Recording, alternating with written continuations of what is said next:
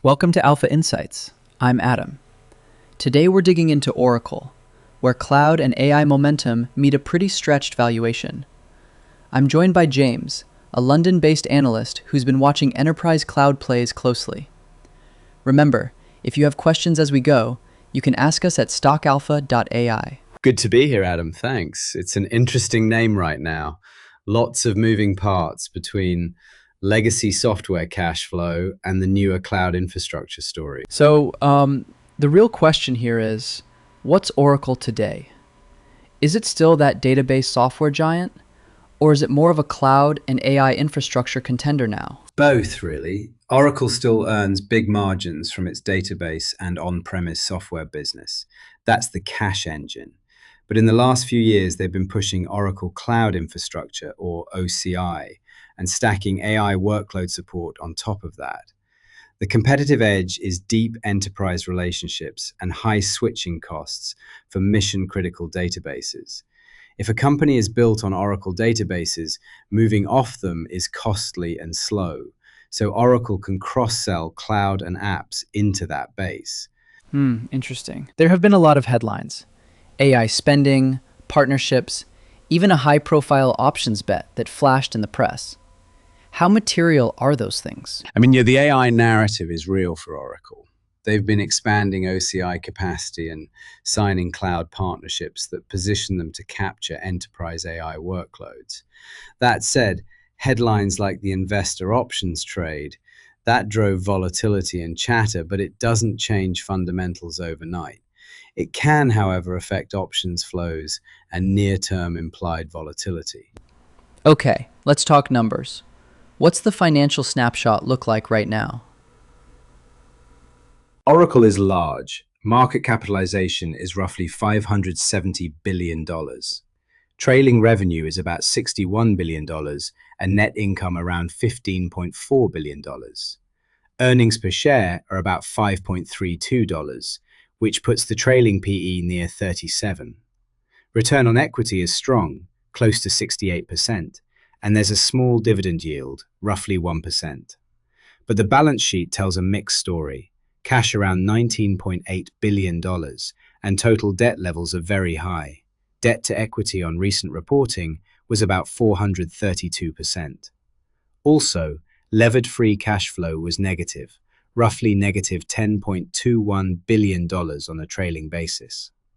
So you have excellent profitability metrics, but elevated leverage and some cash flow pressure. Wow. When investors look at valuation, how stretched is the stock? Forward multiples are softer than the trailing number.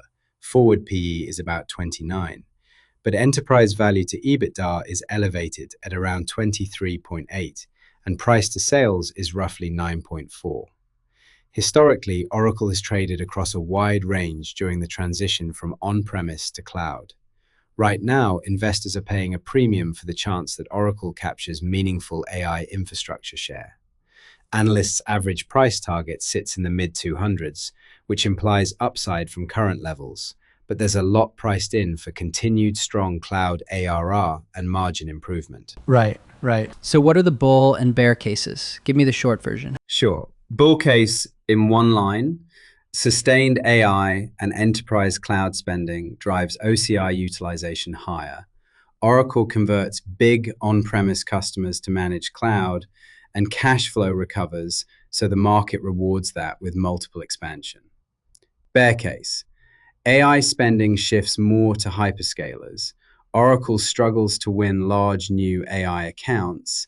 Cash flow stays pressured because of taxes, buybacks, or M&A, and the high leverage forces conservative capital allocation, all of which could lead to a re-rating toward historical multiples.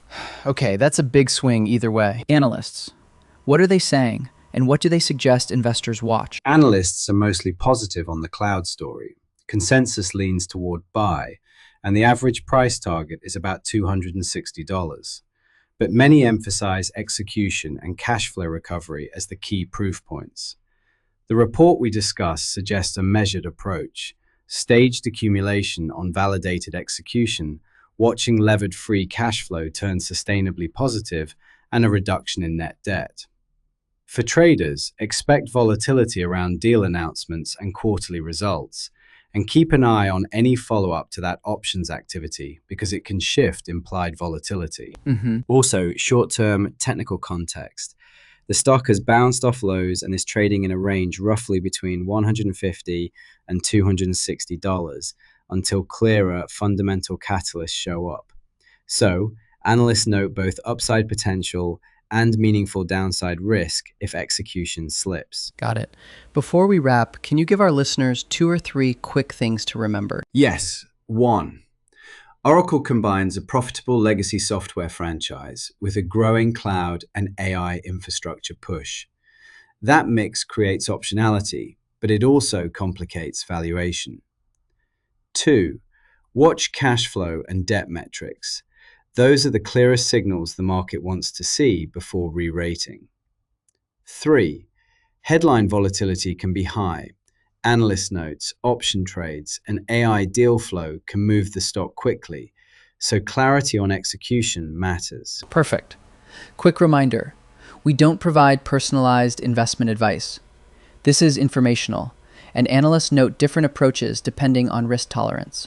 If you have questions about anything we discussed today, you can ask us directly at stockalpha.ai.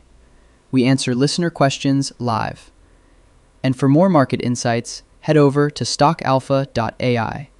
Thanks, James. Thanks, Adam. Good talking with you.